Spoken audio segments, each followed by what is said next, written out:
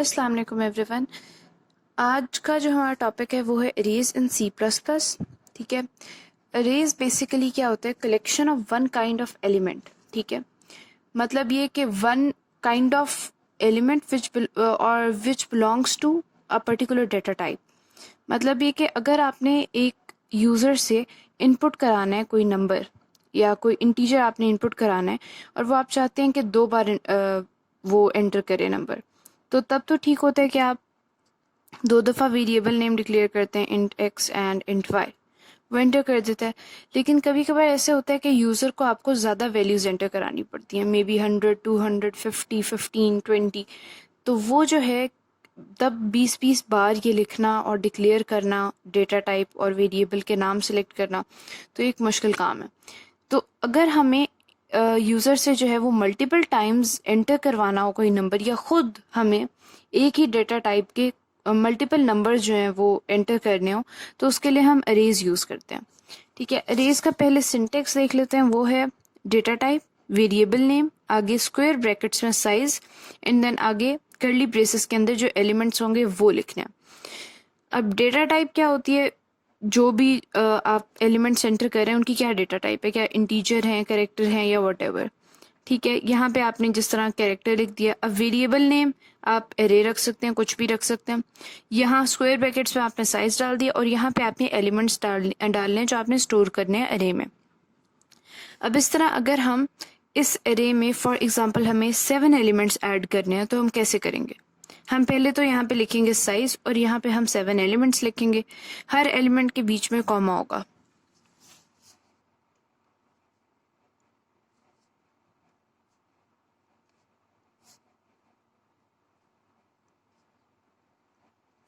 For example मैंने first 7 integer जो हैं वो डाले और हर इंटीजर के बीच में मैंने कॉमा डाल दिया।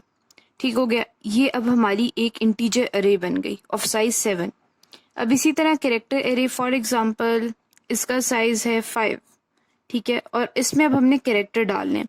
तो उनका ये तरीका होता है कि आप बेशक आप लोअर केस अल्फ़ाबेट्स डाल रहे हैं या अपर केस डाल रहे हैं या डॉट्स डाल रहे हैं, सिंबल्स डाल रहे हैं, उन सबको आपने जो है वो सिंगल इन्वर्टेड कॉमा के अंदर इनक्लोज करना होता है और 2 कैरेक्टर्स के बीच में आपने कॉमा डालना होता है।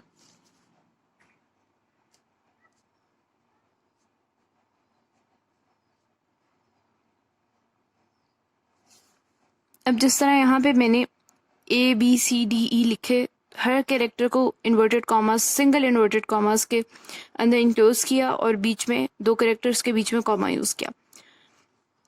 अब एक चीज होती है इंडेक्स नंबर। इंडेक्स नंबर ये होता है कि फॉर एग्जांपल ये एंट्री है, हम कहेंगे फर्स्ट एंट्री है फर्स्ट ही है, मगर इसका इंडेक्स नंबर जो है वो 0 होगा।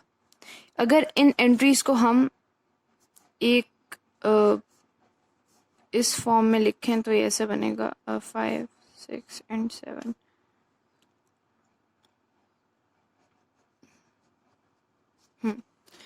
अब इस एरे के, इंटीजर एरे के जो है वो 7 एलिमेंट्स हैं। ठीक है, यहाँ पे भी 7 एलिमेंट्स हैं। सिर्फ ये फ़र्क है कि इंडेक्स नंबर जो है ना वो 0 से स्टार्ट होता है। मतलब पहली एंट्री का इंडेक्स नंबर 0 होगा, दूसरी का 1, तीसरी का 2 होगा, अप टू सो ऑन। ठीक है, जितने टोटल एलिमेंट्स हैं लाइक 7 है, जो मैक्सिमम इंडेक्स नंबर होगा वो 7-1 होगा या n-1 होगा। ठीक हो गया। उसके बाद ये कैरेक्टर एरे है, इसका भी इसी तरह। अब एक और चीज़ ये कि ये जो नंबर्स होते हैं ये पर्टिकुलर जगह पे स्टोर होते हैं। ठीक है, इनका एक एड्रेस होता है मेमोरी लोकेशन के अंदर कि नंबर कहाँ जाके स्टोर हुआ। फॉर एग्जांपल इसका एड्रेस है 100। ठीक है, अगर तो हमने डिक्लेयर किया कि ये लॉन्ग इंटीजर की एरे है, फॉर एग्जांपल हमने डिक्लेयर किया कि शॉर्ट इंटीजर एरे है, तो शॉर्ट इंटीजर एरे जो है वो, उसमें एक इंटीजर जो है वो 2 बाइट्स का मेमोरी साइज ऑक्यूपाई करता है। तो इसने 2 बाइट्स का किया, तो उसके बाद जो है अगले का एड्रेस होगा 102, उससे अगले का 104, उससे अगले का 106, 108, 110, 112। ठीक है, इसी तरह अगर ये कैरेक्टर एरे होता तो एक कैरेक्टर जो है वो 1 बाइट का साइज ऑक्यूपाई करता है, तो तब उस केस में ये होता है 100, 101, 102, 103, 104 अप टू सो ऑन। तो ये हमने बात की इंडेक्स की और इनकी सिंटेक्स की। और कैरेक्टर एरे और इंटीजर एरे की। अब एक चीज़ ये होती है कि फॉर एग्जांपल आपने ये एरे ली और आपने यूज़र से कहा कि आप जो है ना इंडेक्स 2 और इंडेक्स 5 पे जो वैल्यूज़ है ना उनका सम बताएं, ठीक है। तो इस केस के लिए हमें क्या करना पड़ेगा, हमने जो है सम बताना है। तो हम क्या करेंगे कि एरे का जो नेम था, लाइक वेरिएबल नेम, वो लिखेंगे। इसका एरे है, एरे, और उसके बाद हम क्या लिखेंगे, हमें इंडेक्स नंबर 2 और 5 पे वैल्यू चाहिए। तो जिस इंडेक्स नंबर की वैल्यू चाहिए उसको हम इन स्क्वायर ब्रैकेट्स में लिख देंगे 2 प्लस एरे 5। इसका ये मतलब है कि एरे के इंडेक्स नंबर 2 पे जो वैल्यू होगी लाइक 3 और जो एरे के इंडेक्स नंबर 5 पे वैल्यू होगी उन दोनों का सम हो जाएगा और आउटपुट जो स्क्रीन पे आएगा वो आएगा 9, ठीक है। इसी तरह हमने फॉर एग्जांपल हमने एक एरे डिक्लेयर की और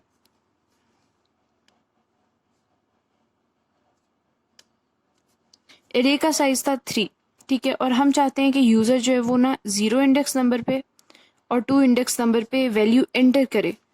मतलब हमने उससे एंटर करानी है जो जिसके पास आउटपुट शो हो रहा है, लाइक यूज़र जो है आपका। तो उस केस में आपने क्या करना है कि सी इन, पहले वो करेगा एरे के इंडेक्स नंबर 0 में कोई वैल्यू एंटर होगी, जो भी वो वैल्यू एंटर होगा वो यहाँ पे आके एंटर करेगा, वो यहाँ पे आके स्टोर होगी।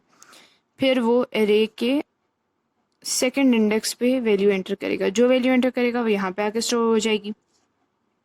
तो इस तरह से अगर आपने एरे की किसी भी इंडेक्स नंबर पे कोई वैल्यू स्टोर करानी है तो आप यूज़र से सी इन फंक्शन के थ्रू स्टोर करा सकते हैं। और अगर आपने उसको स्क्रीन पे शो कराना है, वैल्यूज़ आपके पास पहले से अवेलेबल हैं, स्क्रीन पे सिर्फ शो कराना है, तो तब आप सी आउट फंक्शन का इस्तेमाल कर सकते हैं, लाइक इस तरह से, ठीक है। और फॉर एग्जाम्पल अगर यहाँ पे आप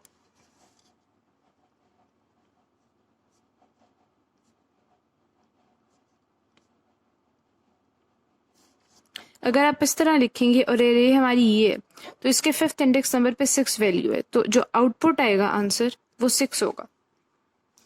अभी एक बात आ जाती है कि एरे जो है वो सिंगल डायमेंशनल भी होती है और मल्टी डायमेंशनल भी होती हैं, या आप कह सकते हैं 1D एरेज भी होती हैं और 2D एरेज भी होती हैं।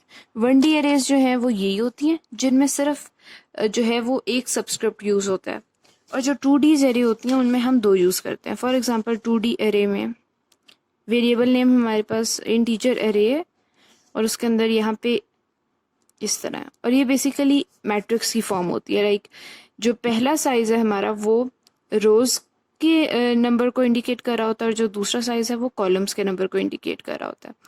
और टोटल नंबर ऑफ एंट्रीज जो इस एरे में होती हैं वो होती हैं रो मल्टीप्लाइड बाय कॉलम, वो होंगी टोटल नंबर ऑफ एंट्रीज।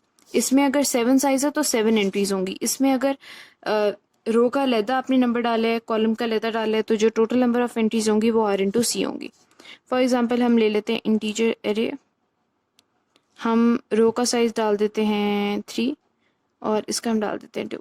तो तब उस केस में हमारे पास एक इस तरह की एरे बनेगी।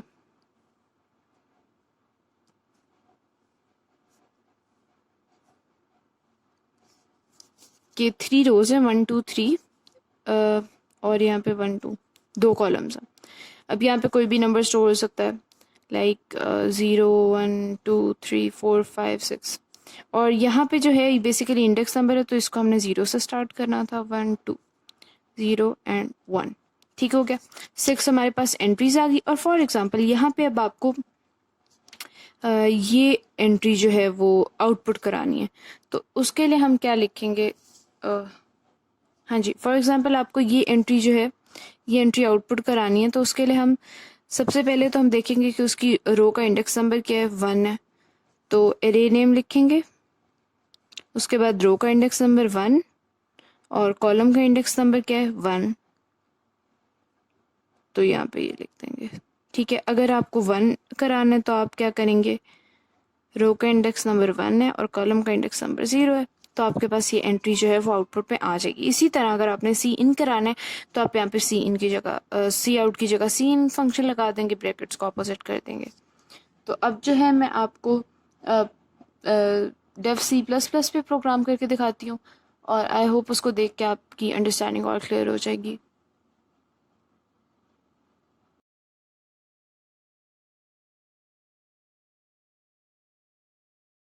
तो सबसे पहले जो है आज छोटा सा मैं आपको करके दिखा रही हूँ सॉफ्टवेयर के ऊपर कि हमने अरेज की कोई भी 2 रैंडम एंट्रीज का सम लेना है। अब मैं डिक्लेयर कर रही हूँ अरे को और उसका साइज़ मैं 5 रखूँगी और इसके एलिमेंट्स भी मैं ख़ुद लिख लेती हूँ। लाइक इनिशियलाइज आप ख़ुद करा सकते हैं या आप यूज़र से भी ले सकते हैं, वो हमारी मर्ज़ी होती है। इससे अगले क्वेश्चन में मैं यूज़र से लेके दिखाऊँगी आप लोगों को।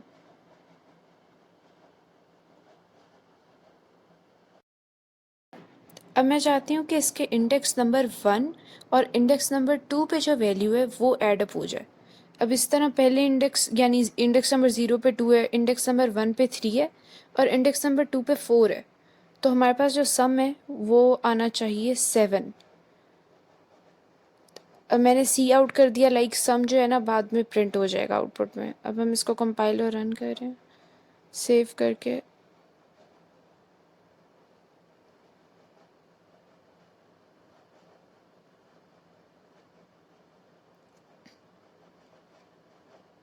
अभी हमारे पास सम जो है वो 7 प्रिंट हो गया।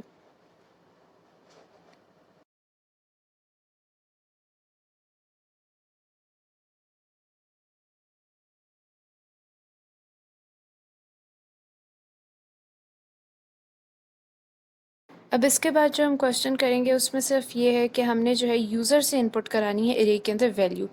अब मैंने सिर्फ डिक्लेयर किया है कि एक एरे है इंट एरे, ठीक है, और साइज़ उसका 5 है। अब जो हम inputting the values of array from the user, ठीक है।